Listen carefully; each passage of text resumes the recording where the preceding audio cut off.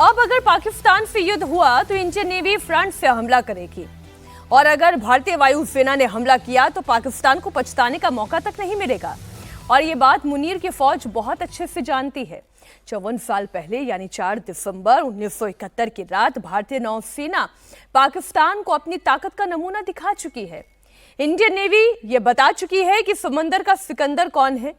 3 दिसंबर को पाकिस्तान ने जब भारतीय हवाई अड्डे पर हमला किया था तो इंडियन नेवी ने उसे मुंहतोड़ जवाब दिया। पाकिस्तान पर जवाबी कार्रवाई करते हुए नेवी ने उस समय ऑपरेशन ट्राइडेंट लॉन्च किया था। 4 दिसंबर की रात को पाकिस्तान के कराची में नौसैनिक बेस पर हमला करके उसे जलाकर राख कर दिया।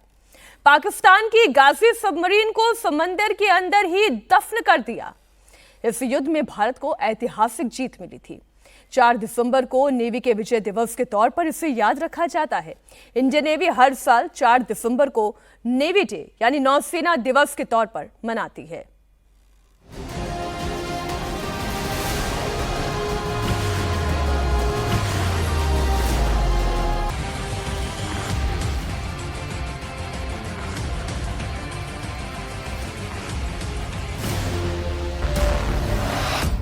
इंडियन नेवी का प्रहार, पाकिस्तान होगा लाचार।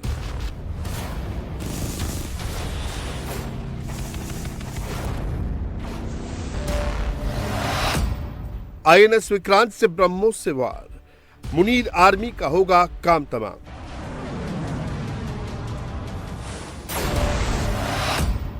भारतीय नौसेना के बाहुबली पाकिस्तान में मचा देंगे खलबली।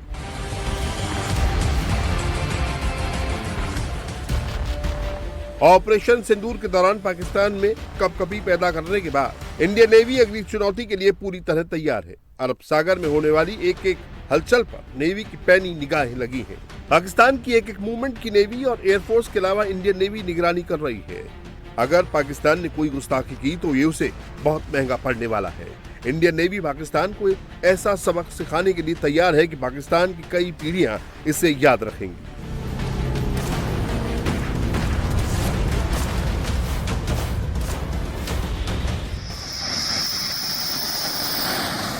पाकिस्तान अभी तक ऑपरेशन सिंदूर के दौरान पड़ी मार से उबरा नहीं है। इस दौरान भारत के लड़ाकू विमानों और मिसाइलों ने ऐसा कहर बरपाया कि पाकिस्तान गिड़गिड़ाने को मजबूर हो गया।